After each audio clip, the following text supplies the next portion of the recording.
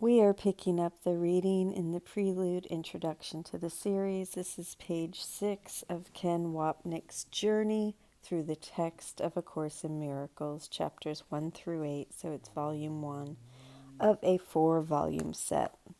And I'm going to read to the diagram because it references the diagram.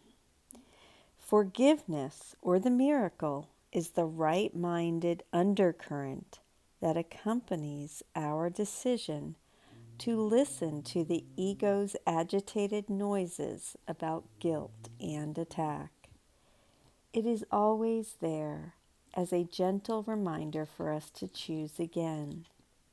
If I may be permitted another Beethoven analogy to illustrate this undercurrent, I should like to speak briefly about the Great Fugue.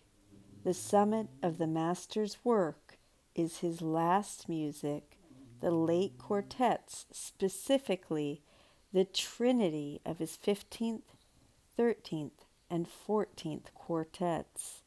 They were not published in the order of their composition, thus their non-sequential numbers.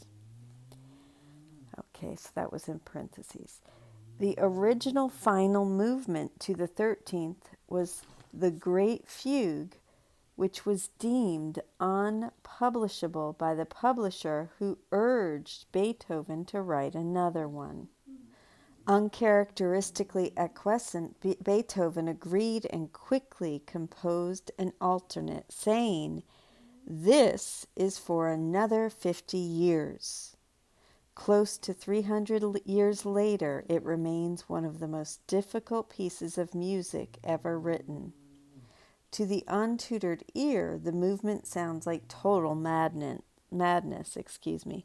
the ravings of a psychotic genius. Yet this seeming chaos belies the brilliant structure of the Great Fugue that reflects, as it were, the ego's last-ditch stand in the face of extinction. The movement begins with brief statements of the themes that will follow in fugal sequence, which include one of gentle grace, a sane moment of hope in an otherwise bleak and devastated landscape.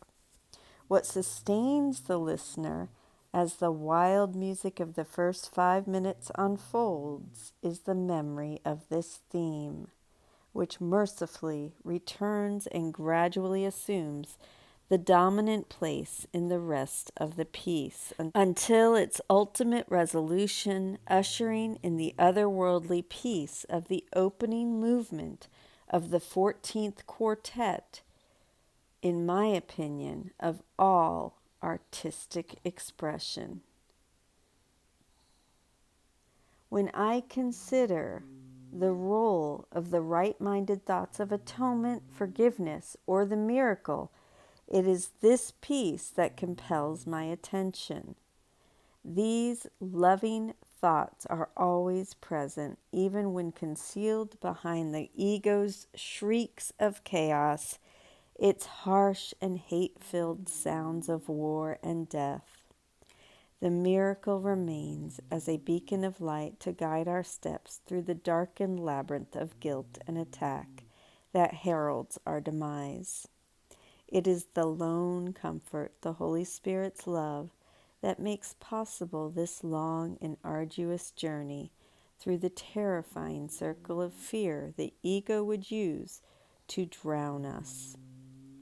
The grace-filled presence provides the hope, which is why we are taught that even though the ego thought system is foolproof, it is not God-proof. The memory of God, our true self, continually reminds us that we can choose again. The ego is a choice, not a reality, and this theme of salvation from the ego's thought system runs through the entire text. It is the unifying element in the symphony we are about to hear, as we, to shift metaphors, ascend the ladder of duality that leads from the ego's world of specifics to God's non-dualistic world of the abstract. Jesus' message of forgiveness and the miracle illuminates our journey, guiding our feet as wrong-mindedness is replaced by right-mindedness, soon to give way to the one-mindedness of Christ as the journey ends in blazing light. And I will stop there. That is the end. And tomorrow, that's the end of that section, which is the right mind, Holy Spirit. And tomorrow we will read the conclusion or begin the conclusion of the prelude because it's quite long. So we will begin the conclusion tomorrow. I love you. Thank you for joining with me. Have a beautiful day.